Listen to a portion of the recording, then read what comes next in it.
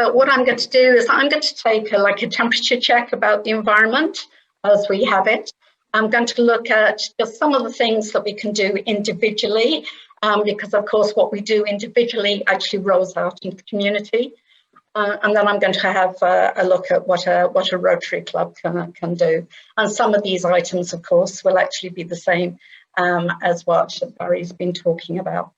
So when we look at the environment, okay, well, we have the Environment Protection Agency here, and these are all the different aspects that they consider to be part of the environment. So if you look at climate, okay, the island declared a climate emergency on the 10th of May. The UK did it on the 1st of May, but Scotland were first on the 28th of April. They were first in the world, so, that was great for Scotland.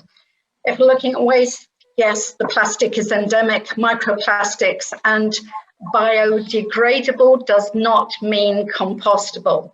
And, that's something that we actually have to get to grips with. Nature, 98% of mammals are humans and livestock, only 4% for wildlife, and 90% of those species are under threat. Water, rivers are problems with pollution. And a lot of that is runoff from adjoining land, and drinking water also contains microplastics.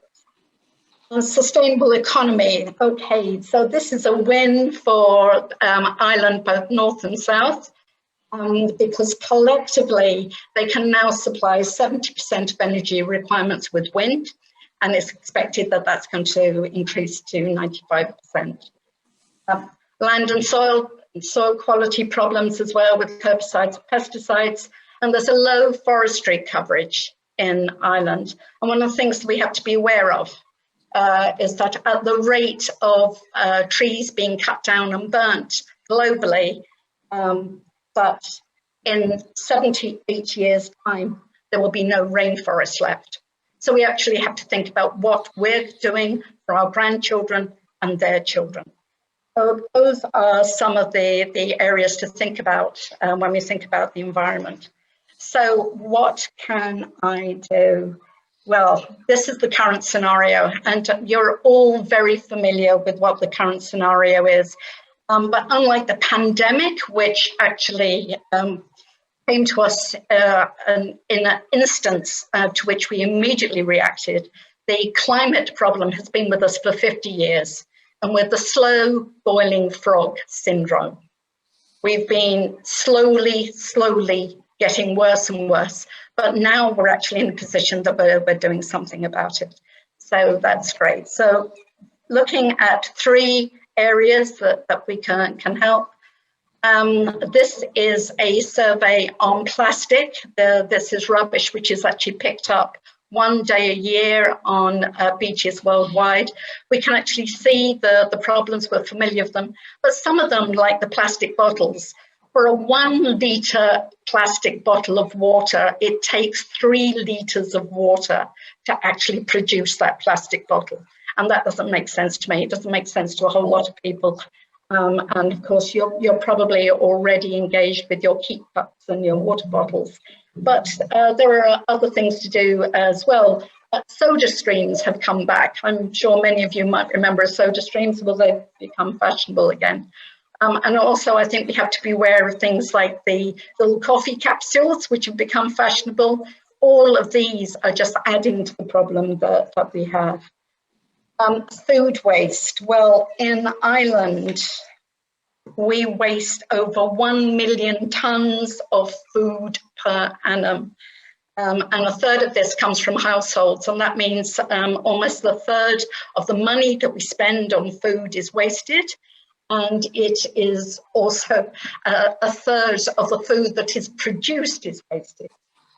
So what can we do about that? Well, there's loads of things that we can do, but the most important thing is to think about composting.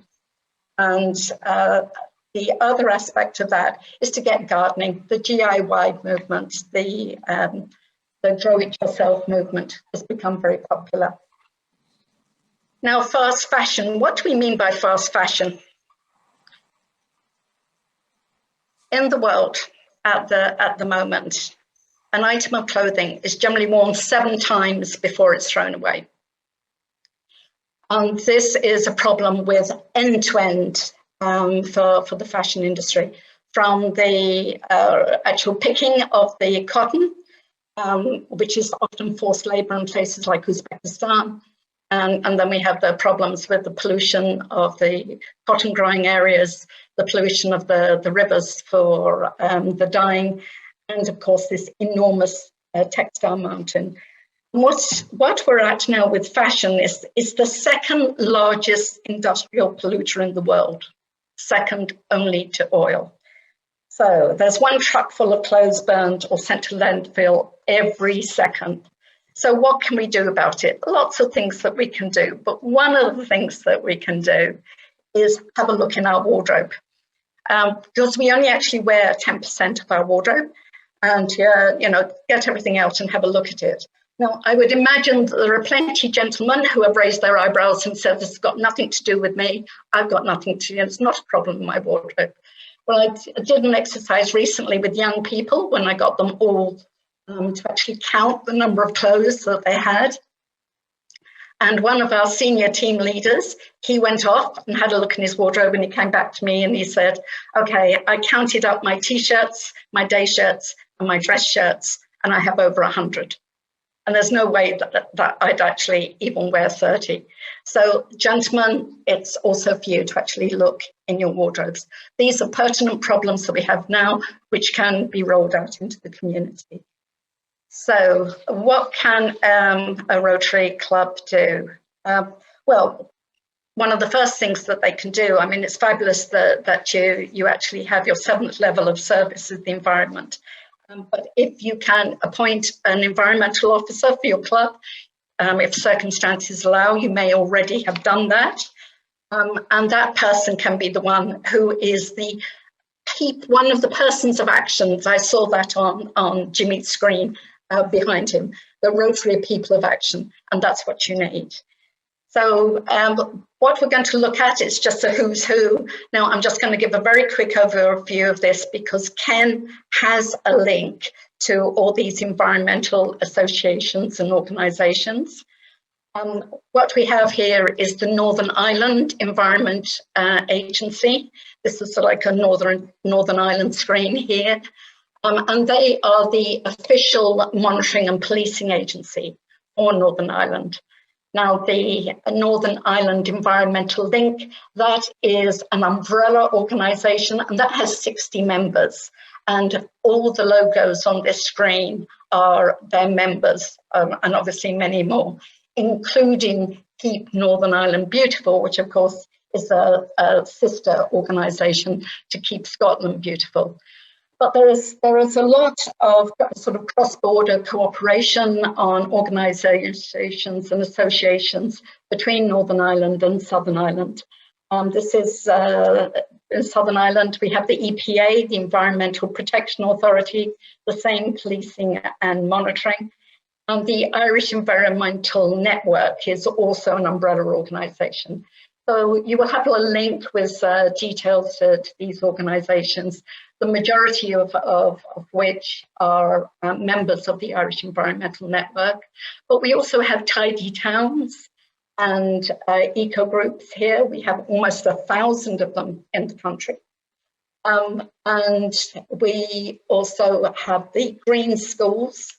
And the green schools are like the eco schools, except for us, they are actually supported by Antashka.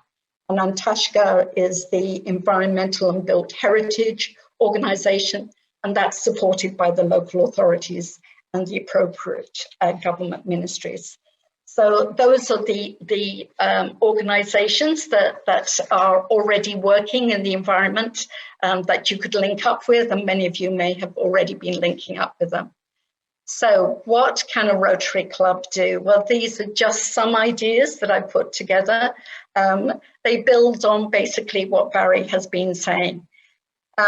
So if we're actually looking at this screen, the group of people in the top corner, they are working on a sustainable community project. And this is with the SEAI. Now, a pioneer in this is a small town in West Cork called Clonakilty. It has a population of 5,000, and they've become a cool community where they're looking at the energy needs for their homes, their schools, their communities, their businesses. But it's also smaller communities. A nearby village called Clashmore, with only a few hundred people, is also doing the same things. So these are very active. They're also very much in need of support. On a larger scale, we have things like Community Power.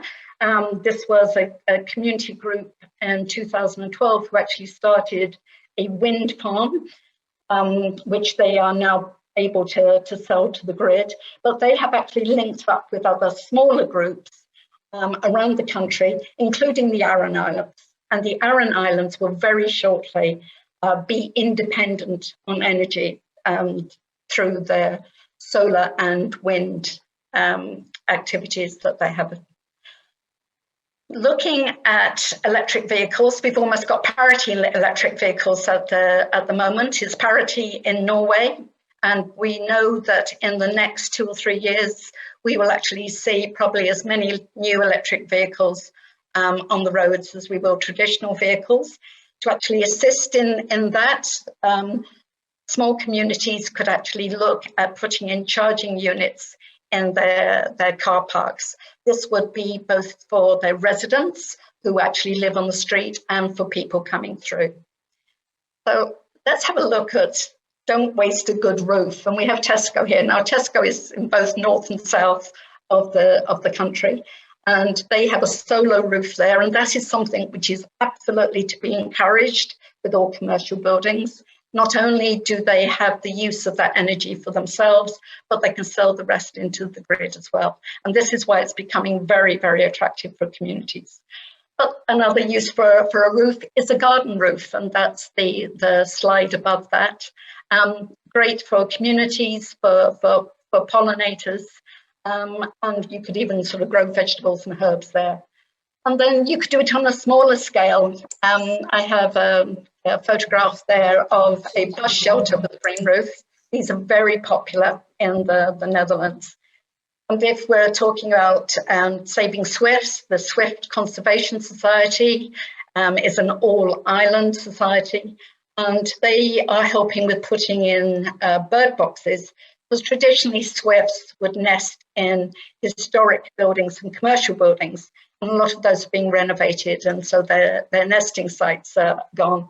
And if they don't have a nest, they can't land. They actually will fly forever. So schools are another place where bird boxes are actually going up in Ireland. And here we have a green school with We Are Walking to School Today. And one of the problems associated with schools is that very few children actually walk or cycle to school these days. And that has given a problem with a very poor air quality when children are actually dropped off to school or picked up. So there are different things that can be done. There are kiss and go areas that you can support. There are no idling areas. You can do cycle trains, you can do walking trains. There are lots of activities that can help support the green schools. Above that, we have allotments, community allotments. Any spare bit of wasteland, particularly if it's owned by the council or the local authority, to actually convert that into community allotments. They're extremely popular at the moment. COVID and the pandemic has actually enhanced the idea of having allotments. Next to that, we have what are called parklets. And these have just popped up in the last year in Cork City, but they could pop up in any town. And where there used to be maybe a bench before, there's now this small community area. You could even have a socially distanced get together even now. Plus it's a beautiful area with the flowers and plus the pollinators as well. Another use of a very, very small piece of wasteland is the mini forest, which started in Japan. And this is where a lot of native trees are packed into a small area, and it's absolutely fantastic for biodiversity. And of course, to encourage young people to actually plant trees. And at a recent program of young farmers, there are about 25 to 30 young farmers, they were asked how many of them had actually planted trees, and 2 or 3 of them put up their hands. And then we were asked, well, how many of you have got chainsaws? And they all put up their hands. So we need to actually engage people when they're young, to actually think of trees as something which is of great benefit to them and their environment. And then coming down, we could have pollinator corners. A lot of you would already be involved in that. And maybe competitions, residential competitions for the pollinator containers and window boxes awards. And take that a step further with businesses and look at living walls, try and create living walls, because we depend on the bees for our food. So we need all the pollinators that we can get. With our 2 cyclists here, we've got support active travel. At the moment in Ireland, there is a great deal of support for active travel from local authorities and the government. Greenways, blueways, trails, cycle lanes. But equally, this can be a community activity, a community not far from me. They decided to actually put back an old trail which was 40 kilometres long, which hadn't been used for about 100 years. And that's St. Declan's Way, and that's now actually linking up to other trails. And that was a community who had decided to do that. We had the pickups on the beach. Well, that's the eco groups and the tidy towns. And we've already sort of addressed all the support that you can give those. So that is some ideas for you on what a Rotary Club may do. I mean, I would say that hope is everywhere, but action is the thing which is needed. And this is where I think the Rotary organisation is fantastic, because you are the organisation that can propel things forward and make it happen. So thank you. I'll be happy to answer any questions you may have.